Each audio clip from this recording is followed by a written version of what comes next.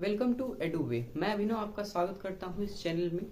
अगर आपने part 1 part 2 नहीं देखा है तो डिस्क्रिप्शन बॉक्स में जरूर उसका लिंक देखें और लिंक से वीडियो तक पहुंचे। पार्ट 3 में आज हम लोग जानने वाले हैं स्टोक्स लॉ और टर्मिनल वेलोसिटी के कॉन्सेप्ट को। तो चलिए दोस्तों शुरू करते हैं। Stokes law.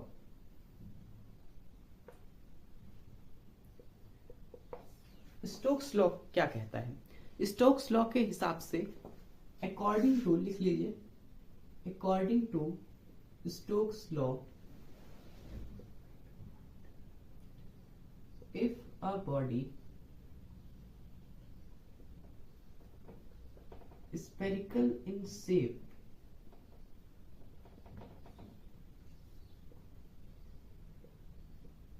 having radius r, capital R कर देते हैं इसको, having radius r, having coefficient of viscosity, यानी कि विस्कोसिटी बोल सकते हैं इसको, तो विस्कोसिटी लिख देते हैं, viscosity eta and moves with the velocity v if immersed, या लिख सकते हैं if dropped in a fluid containing container। ठीक है, तो स्टोक्स लॉ का जो ये हम लोग का स्टेटमेंट है वो ये है, अकॉर्डिंग टू स्टोक्स लॉ। मतलब स्टोक्स लॉ क्या कहता है कि एक बॉडी जो कि स्फेरिकल इन शेप है, मैं यहाँ पे फिगर्स का ड्रॉ कर दे रहा हूँ, ये लीजिए, एक फ्लूइड कंटेनिंग कंटेनर है, जैसे कि यहाँ पे लिखा हुआ है फ्लूइड कंटेनिंग कंटेनर है, उसमें हम लोगों ने एक स्फेरिकल बॉडी को ड्रॉप किया है। ये स्फेरिकल बॉडी है, इसको हम लोग ने ड्रॉप कर दिया, ये लीजिए यहाँ पे आ गई है। ठीक, अब स्फेरिकल बॉडी का जो रेडियस है, रेडियस वो r है, और इसका जो जो कोएफिशिएंट ऑफ विस्कोसिटी है, मतलब जो विस्कोसिटी है, सिंपल से हम लोग कह दें विस्कोसिटी, वो ईटा है, और जो इसकी वेलोसिटी है, जब ये इसको ड्रॉप किया गया तो इसकी जो वेलोसिटी है वो हमारी v है। तो जो हमारा then the viscous force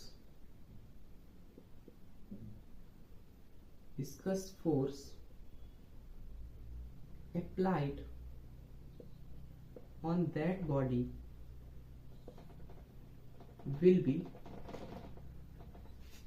कितना होगा? F is equal to 6 pi eta r और v। तो ये हम लोग का क्या है? Stokes law. सिंपल सी भाषा में लिखा हुआ है, अकॉर्डिंग टू स्टोक्स लॉ, अगर हम लोग कोई स्फेरिकल बॉडी को एक फ्लूइड कंटेनिंग कंटेनर में ड्रॉप करें जिसका रेडियस r है, जिसकी कोएफिशिएंट ऑफ विस्कोसिटी ईटा है और उसकी वेलोसिटी v है, तो जो हम लोग की विस्कस फोर्स आएगी वो विस्कस फोर्स आएगी हमारी 6 पाई ईटा आर वी। ये हम लोग का क्या बन गया? Stokes law. ठीक है, तो यहाँ पे देखिए फिगर के रूप में आप समझ सकते हो, और ये हम लोग का ये फॉर्मूला है। ठीक है, F is equal to 6 pi eta R V. तो ये था हम लोग का स्टोक्स लॉ, और इसका ये स्टेटमेंट आप लिख सकते हैं, लिख लिया। ठीक है, तो अब हम लोग का जो नेक्स्ट टॉपिक है वो टर्मिनल वेलोसिटी है। तो चलिए शुरू करते हैं।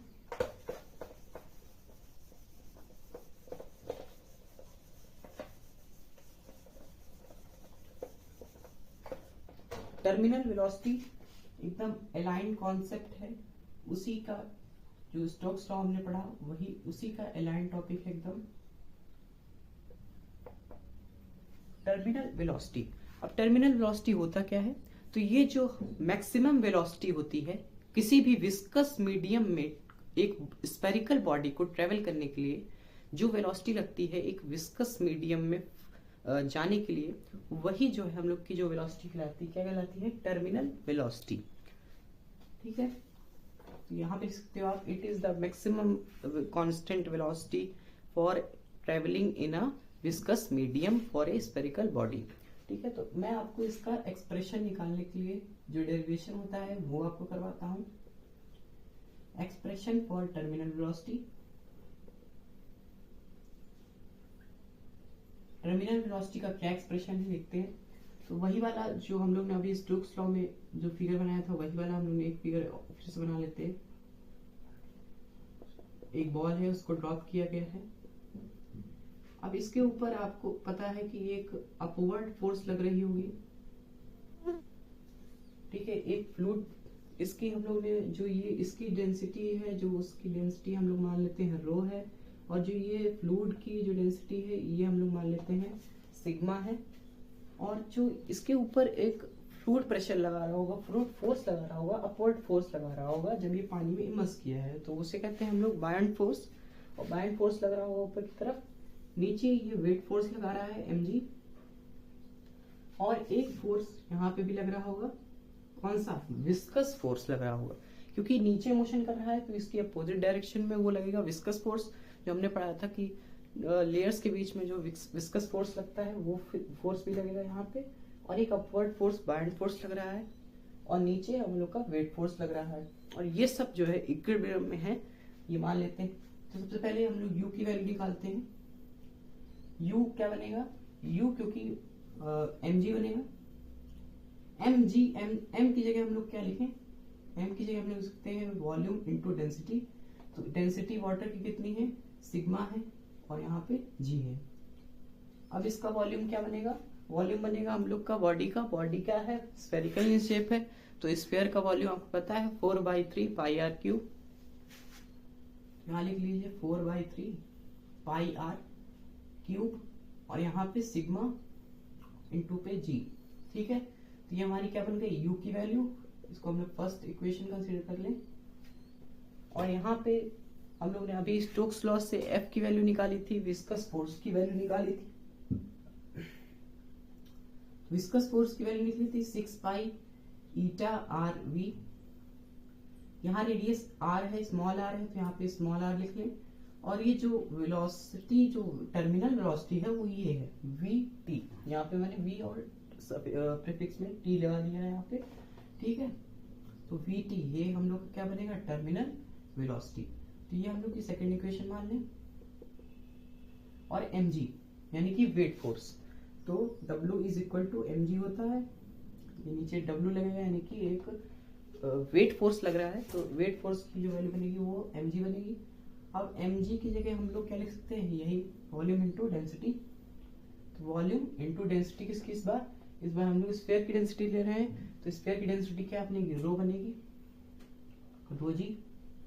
सेम वॉल्यूम इसमें रख देंगे, तो आएगा 4/3 पाई आर क्यूब, और यहाँ पे रो और जी। ये हमारी बन गई थर्ड इक्वेशन। अब जो है यहाँ पर ये इक्विलिब्रियम में है, मैंने आपको बताया at equilibrium u plus F is equal to W, यानी कि जो ये दोनों फोर्स हैं और ये दोनों फोर्स हैं जब इक्विलिब्रियम में होती है तो सारी फोर्सेस हम लोग इक्वल कर देते हैं, तो दोनों को इक्वल कर देंगे। अब यहाँ पे सीधे सीधे वैल्यूज रख देंगे इसकी। यहाँ रख दें 4/3 pi R cube rho G plus, यहाँ पे लिख दें 6 pi eta R N V T, और यहाँ पे लिख दें आप 4/3 पाई आर क्यूब, यहाँ पे रो जी। अब ये इधर चला जाएगा तो ये नेगेटिव में चला जाएगा, यहाँ लिख देते हैं 6 पाई ईटा आर वी, और यहाँ पे हम लोग 4/3 पाई आपका कॉमन आ जाएगा, आर क्यूब कॉमन आ जाएगा देखिए दोनों में, और आपका जी कॉमन आ जाएगा, और रो माइनस में आपका क्या बनेगा? यहाँ पे सिग्मा। ठीक, अब देखिए यहाँ पे थोड़ा सा कैलकुलेशन, तो हम कैलकुलेशन करते हैं। चलिए, पाई से पाई कैंसिल आउट हो गया, एक आर से एक आर कैंसिल आउट हो गया, यहाँ पे आर स्क्वायर बचा, और यहाँ पे देखिए ये हमारा कट गया 3 और यहाँ पे 2, और ये 3 3 जा 9 हो गया। अब इधर क्या बचा हमारा, vt बचा, वेलोसिटी जो टर्मिनल वेलोसिटी बचा, और ईटा बचा, और यहाँ पे 3 बचा। इसको हम लोग नीचे ले आएंगे, सिर्फ vt को उधर छोड़ देंगे, और 2 बाई यहाँ पे 9 आ जाएगा, यहाँ पे 2 बाई 9 आ जाएगा, और यहाँ पे आ जाएगा ईटा, और यहाँ पे लिख देंगे आर स्क्वायर जी, और यहाँ पे रो माइनस में सिग्मा। तो ये हमारा क्या आ गया, एक्सप्रेशन फॉर टर्मिनल वेलोसिटी। तो ये था आज का लेक्चर, जिसमें हम लोग ने सीखा स्टोक्स लॉ, टर्मिनल वेलोसिटी और एक्सप्रेशन ऑफ टर्मिनल वेलोसिटी। अगले लेक्चर में हम लोग ने और आगे चलेंगे। तब तक के लिए धन्यवाद। देखते रहिए एडुवे।